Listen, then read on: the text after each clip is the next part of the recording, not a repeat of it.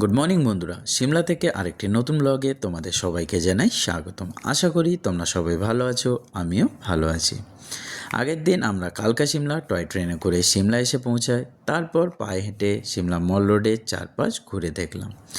আজকে আমরা সিমলা থেকে মানালি যাচ্ছি বাই কার। তো ভিডিওটি শেষ পর্যন্ত দেখতে থাকো। আশা করি ভিডিওটি তোমাদের ভালো লাগবে। ভালো লাগলে লাইক, কমেন্ট, শেয়ার ও সাবস্ক্রাইব করতে পারো। সকাল 9টা থেকে 9:30 নাগাদ আমরা সিমলা থেকে মানালির উদ্দেশ্যে রওনা দিলাম। আমাদের সকাল 8টার সময় রওনা দেওয়া ছিল, কিন্তু আগের দিনের জার্নি ও সিমলার স্ট্রিট ফুডতে আমার শরীর প্রচণ্ড খারাপ করে ও ফুড পয়জন হয়ে যায়, যার কারণে আমাদের বেড়াতে 1 থেকে 1.5 ঘন্টা লেট হয়ে যায়।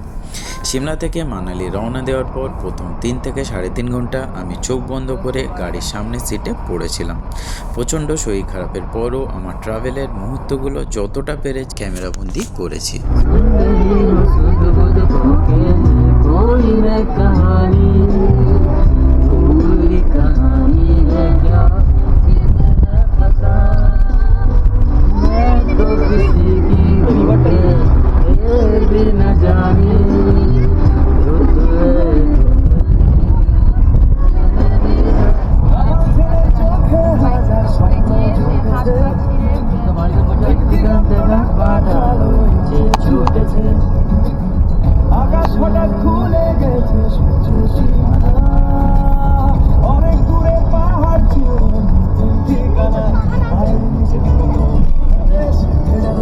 গাড়িতে বাংলা ও হিন্দি ট্রাভেল রিলেটেড গান চলছে, আর পাশে বড় পাহাড়ের নিচ দিয়ে বিয়াস নদী বেয়ে যাওয়া জলের স্রোতের শব্দ, প্রকৃতির ঠান্ডা ও অক্সিজেনতে ভরপুর চারপাশের প্রকৃতির চাদরে মোড়া সুন্দর পরিবেশ মিলেমিশে একাকার এক মায়াবী দৃশ্য।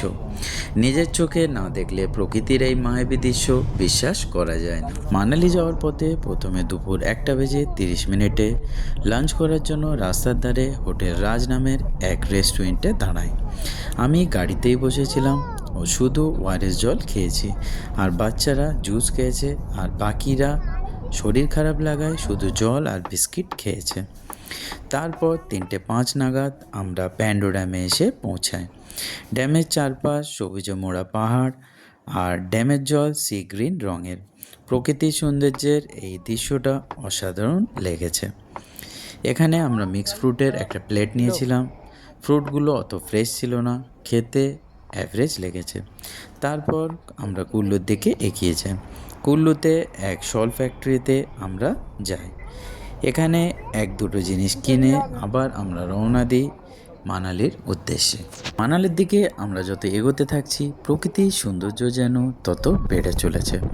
রাস্তার পাশে সারিতে সারিতে আপেল গাছ ও দূর থেকে পাহাড়ের চূড়াতে জমে থাকা সাদা বরফের চাদরে মোড়া অসাধারণ দৃশ্য দেখে আমাদের এত দূরে জার্নি করে আসার ক্লান্তি দূর হয়ে গেল। বাচ্চারা দূর থেকে বরফ দেখে খুশিতে বরফ বরফ বলে উচ্ছ্বাস করছে। তারপর রাস্তার ধারে নদীর ওপর দিয়ে লোহার একটা সুন্দর ব্রিজ দেখে আমরা যাই।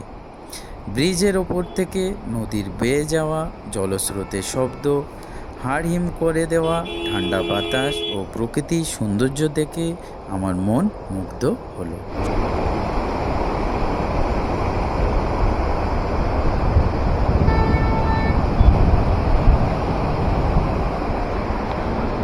আমরা সন্ধে 6:30 নাগাদ মানালির হোটেল কমফর্ট ইন স্নো পার্কে পৌঁছালাম। তারপর যত তাড়াতাড়ি সম্ভব ম্যানেজারের সাথে কথা বলে রুম নিয়ে নিলাম। তারপর ফ্রেশ হয়ে নিয়ে 2 বিস্কিট খেয়ে নিয়ে প্যারাসিটামল খেয়ে দিলাম এক ঘুম। ঘুম থেকে উঠলাম রাত 9টার দিকে। ঘুমটা হওয়ার পর বেশ ফ্রেশ লাগছে আমার। তারপর 9:30 নাগাদ আমরা হোটেলের রেস্টুরেন্টে কমপ্লিমেন্টারি বাফেট ডিনারতে রাতের ডিনার সারলাম।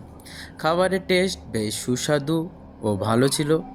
আমাদের বেশ ভালো লেগেছে ও স্টাফ বিহেভিয়ার ভালো ছিল।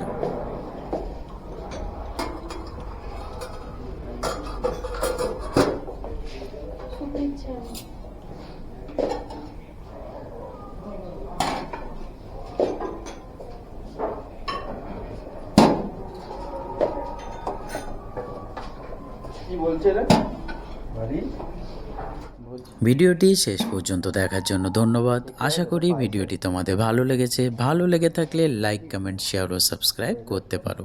পরবর্তী ভিডিওতে রয়েছে আমরা মানালি থেকে যাব হচ্ছে প্রথমে সোলাং ভ্যালির দিকে, তারপরে হচ্ছে সোলাং ভ্যালি থেকে দেন তারপরে যাব হচ্ছে আঞ্জানি মহাদেব থেকে দেন যাব আটাল টানেল, দেন তারপরে নিজেদের হোটেলে ফিরে আসব।